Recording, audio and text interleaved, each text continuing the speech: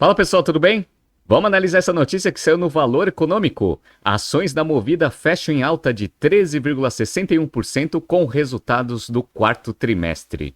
A empresa acabou de divulgar os seus resultados do quarto trimestre de 24 e do ano fechado de 2024. Em 2022, eles tiveram uma queda generalizada de margem, mudaram a estratégia em 2023 e consolidaram essa visão em 2024 e os resultados vieram. Vamos analisar esses resultados aqui nesse BTC News. Se você gosta das nossas análises, por favor, dê um like nesse vídeo. E se vocês puderem compartilhar as nossas análises com pessoas que possam fazer bom uso delas, a gente agradece. Bom, vamos começar aqui relembrando o histórico recente desse mercado de aluguéis de carro, para a gente entender um pouco do que aconteceu com os resultados históricos da Movida e por que eles tiveram que mudar a sua estratégia. Então vamos lá. Quando começou a pandemia em 2020, houve um aumento generalizado no preço dos carros. E aí a Movida ela começou a ganhar muito dinheiro com uma operação que, a princípio, não era uma operação onde você ganhava muita margem, você só repunha o caixa da companhia para você fazer a renovação de frota, que é a operação de seminovos. Os carros começaram a ficar muito valorizados, eles começaram a ter uma margem muito positiva ali na parte de seminovos, só que isso eventualmente aumenta o custo da operação de aluguel de carros, né? E aí o que aconteceu? 2020 e 2021 eles ganharam muito dinheiro com essa operação, 2022 os preços começaram a se acomodar. Qual foi o grande problema? O grande problema é que você sempre tem que renovar os carros e aí você estava com o custo do carro muito alto e já não estava mais com aquela tendência de aumento de preços. A empresa em 2022 já não ganhou dinheiro na operação de seminovos como ganhava anteriormente e o custo estava muito alto, as margens começaram a cair na parte de aluguéis. O que eles fizeram?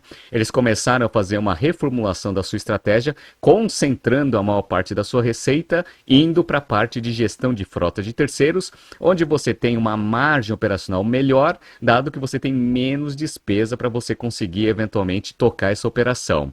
Isso deu resultado? Eles fizeram essa estratégia em 2023 e consolidaram isso em 2024. Vamos dar uma olhada um pouco nos resultados aqui, ó. Para quem está vendo aqui na tela, eu estou mostrando para vocês os resultados fechados de 2024. Então vamos dar uma olhada aqui, ó. A receita bruta ela aumentou 30,2%, chegando a 14 bilhões 387. A margem bruta ela caiu de 30,6 para 29,8. No entanto, a margem EBITDA ela aumentou de 34,1 para 34,9. Isso muito do resultado do aumento da concentração de receita na unidade de gestão de frotas de terceiro. A gente vai ver um pouco mais para frente, né? A margem operacional também subiu de 17,5 para 19,7, o que fez a empresa reverter um prejuízo líquido em 2023 de 245 milhões de reais para um lucro líquido de 305 milhões.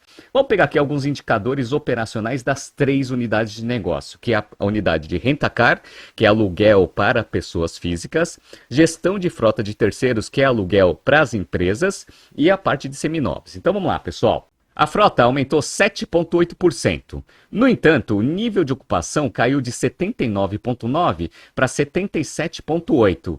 A empresa, nesses dois indicadores compostos, ela conseguiu aumentar em 3,2% o número de diárias, chegando a 24.578, só que ela fez um aumento de ticket médio, passando de R$ 125 a diária para R$ 139, um aumento de 11,5%. Quando você junta essas duas coisas, eles conseguiram aumentar a receita bruta mensal por frota de 2.995 para 3.207, um aumento de 7,1%. Então eles melhoraram bem os indicadores aqui, mesmo com uma taxa de ocupação um pouco menor em 2024.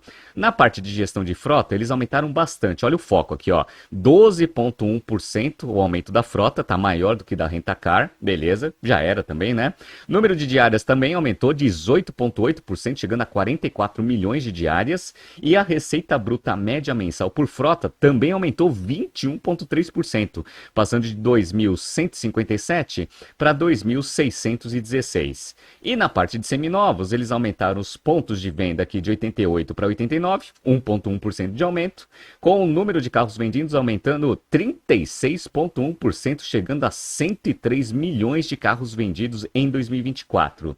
No entanto, o preço médio do carro carro caiu de 69.557 para 67.343. Então, provavelmente, eles baixaram o preço médio do carro usado para conseguir gerar um volume muito maior de venda, que foi, né, registrado aqui com 36,1% de aumento, para você conseguir eventualmente gerar ali o seu estoque, girar o seu estoque, para você ter dinheiro suficiente para você renovar a frota para o próximo ciclo, né?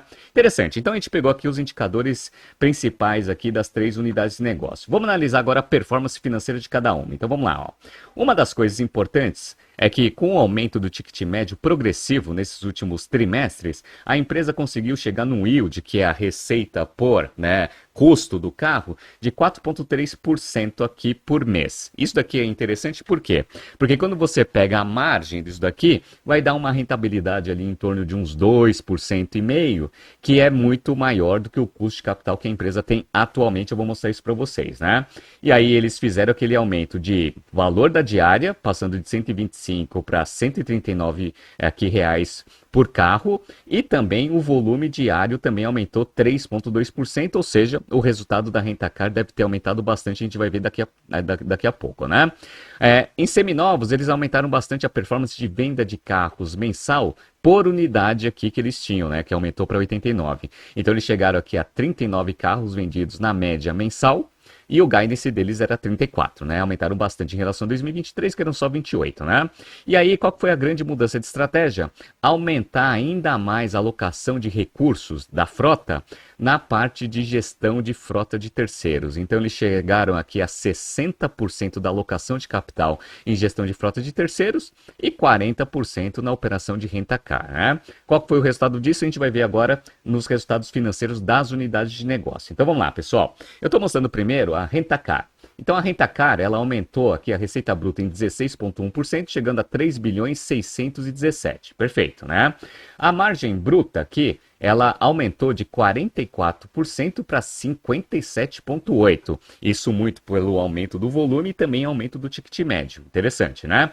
E aí a margem EBITDA, ela saltou de 56,8% para 63,7%, o que fez a margem operacional aumentar de 19,1% para 37,9%. Então eles aumentaram bastante a performance operacional da operação de aluguel de carros, muito por causa do volume, diluindo todas as despesas fixas, e também o aumento do ticket médio, aumentando a margem bruta do negócio, né? Beleza, então a operação de Rent-A-Car, muito boa, né? Agora, quando a gente pega aqui a gestão de frota de terceiros, ela aumentou 43,7%. Então houve um aumento muito maior do que ali na parte de Rent-A-Car. E aí fez com que a empresa concentrasse maior parte da sua receita em 2024 nessa unidade de negócio. E qual que é a beleza dessa unidade de negócio, pessoal? A beleza é a seguinte, ó. A margem bruta caiu de 58,2% para 51,2%. No entanto, as despesas que você tem para gerir essa unidade de negócio são menores do que a operação de varejo tradicional. Por quê? Porque você não precisa ter aquele monte de loja, com aquele monte de despesa para você conseguir eventualmente ter a capilaridade da operação. É mais negociação com as empresas para você conseguir ter os key accounts, e aí você vai gerindo os carros ali dentro das próprias unidades que já existem dentro da Movida, que atendem o público de forma geral. Então, como você tem uma diluição das despesas, você tem menos impacto do SG&A no resultado do negócio, a margem EBITDA é maior, ó, e aumentou de 72,1% para 74,7%. Lembrando que a margem EBITDA ali do Rent-A-Car é em torno de uns 63%, né?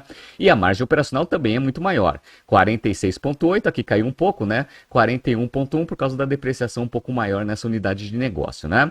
Mas as margens são maiores do que da Rent-A-Car, né? Então eles aumentaram a margem consolidada do negócio, concentrando maior parte da operação nessa operação de gestão de frota de terceiros. E qual que é a outra beleza dessa operação? É que como são contratos com empresas de médio e longo prazo, você tem uma previsibilidade de receita um pouco maior. Então você consegue fazer investimentos em renovação da frota com uma certeza um pouco maior, ou seja, um risco menor, que você vai conseguir recuperar todo aquele investimento que você fez. Então eles aumentaram as margens e reduziram o risco da operação. Interessante isso, né? E a operação aqui de seminovos, que sempre foi uma unidade de reposição de caixa da companhia, ou seja, você não não esperava margens tão positivas, foram os grandes impulsionadores de margem ali em 2020 e 2021, e agora eles tiveram que mudar um pouco da estratégia, porque agora os preços dos carros se acomodaram, não estão mais subindo tanto, né?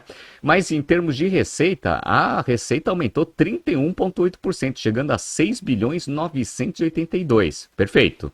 Só que a margem bruta é muito apertada e caiu, ó, de 11,2 para 5,9. Como tem bastante despesa para você conseguir gerir as lojas, você chega numa margem EBITDA bem apertada aqui de 1,5, e era 5,1 aqui em 2023, e a margem operacional praticamente no break-even, 0,4%, só tendo 30,5 milhões aqui de resultado, e tinha sido 195,9 em 2023. Mas agora, pelo menos a unidade de seminovos está voltando até aquele comportamento tradicional de mercado, que você só recupera o caixa ali, né, vendendo esses carros para você ter dinheiro para renovar a frota, para você ganhar dinheiro com a sua operação principal, que é a operação de aluguel de carros. Sensacional, né? E aí o que aconteceu? Como eu falei para vocês, 2022 e 2023 foram anos ali meio difíceis para a Movida. E as ações, elas caíram bastante em 2024. Olha que interessante, pessoal. Eu estou pegando aqui no começo de 2024, as ações estavam sendo tradeadas a R$ 11,88, né?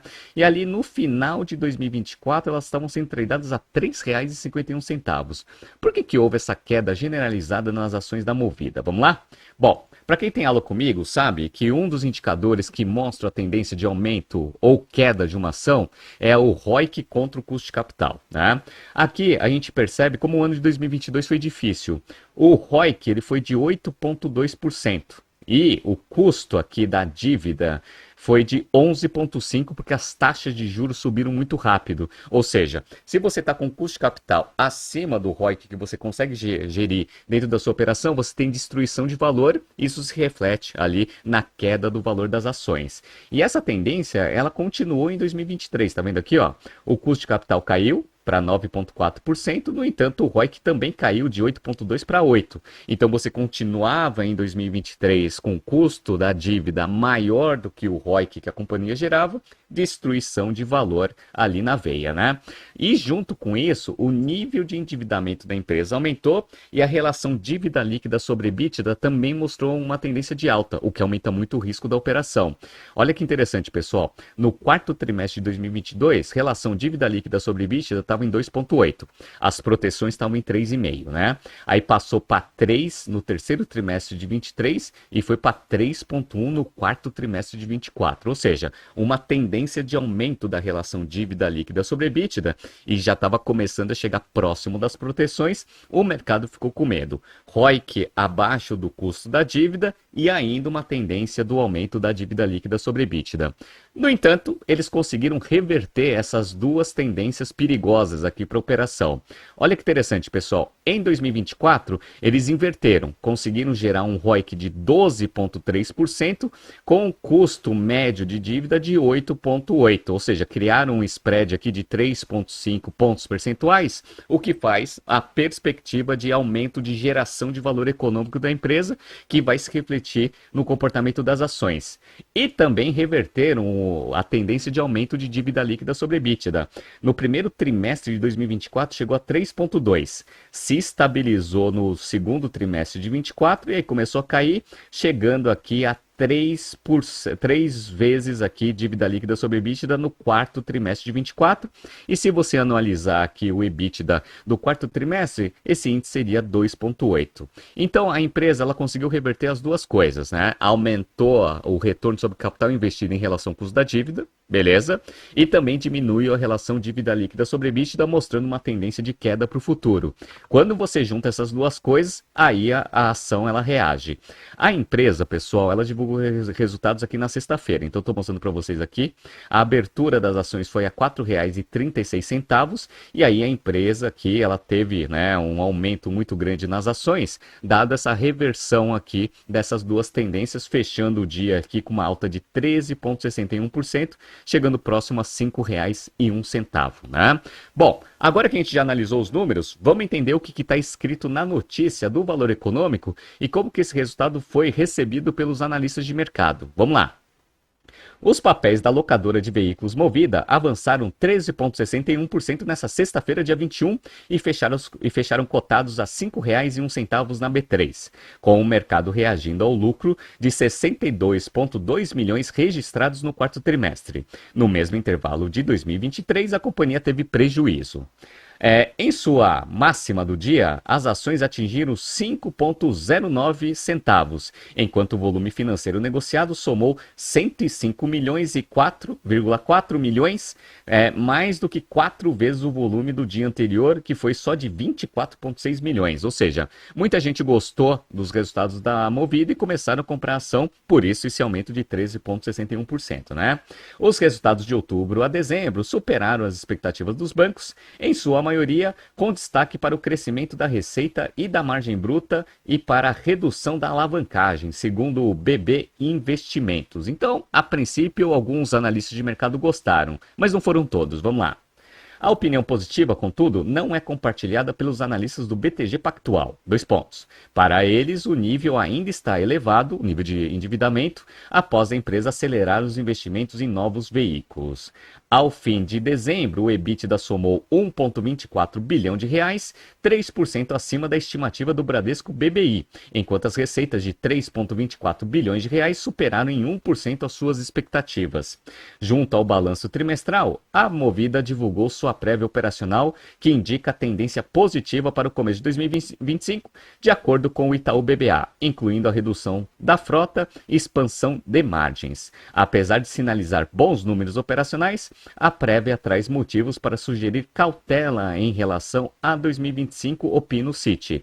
Para a XP, os números sugerem um cenário de depreciação mais pressionado, apesar do crescimento expressivo do lucro e da receita para o bimestre. Então, teoricamente, pessoal, o mercado ele acreditou que o resultado da Movida foi muito bom, só que a tendência para 2025 ainda não está muito clara, né? Como a gente está vendo um aumento progressivo da taxa de juros, já chegando a 14,25 nessa última reunião do Copom, e ainda tem uma expectativa de aumento pelo menos para as próximas 2 reuniões, o custo da dívida ele tende a aumentar. Será que a empresa vai continuar com aquela boa, né, com aquele bom aumento de eficiência operacional, aumentando progressivamente o ROIC para manter esse spread nos patamares de 2024, mantendo a agregação de valor para o negócio para frente? Esse é um ponto interessante. Qual que é a estratégia da Movida, como a gente sabe? Focar bastante em aumento de frota e disponibilizar isso para a gestão de frota de terceiros, que tem uma margem operacional melhor e um risco mais baixo, e aí você vai tocando a operação de rentacar do jeito que eles vêm tocando e usando lá seminovos como reposição de caixa para você renovar a frota para os próximos ciclos. Se a empresa conseguir executar muito bem esse aumento de representatividade do gestão de frota de terceiros nos próximos trimestres, eventualmente as ações vão continuar reagindo positivamente, só que isso a gente só vai ver nos resultados do primeiro trimestre de 2025. Quando surgirem quando forem divulgados os resultados para o mercado, eu trago aqui no BTC News, perfeito? Tá? Bom, pessoal, tá surgindo aqui alguns BTC News passados para vocês se atualizarem. Não se esqueça de se inscrever no nosso canal e na nossa newsletter. Grande abraço e até a próxima edição.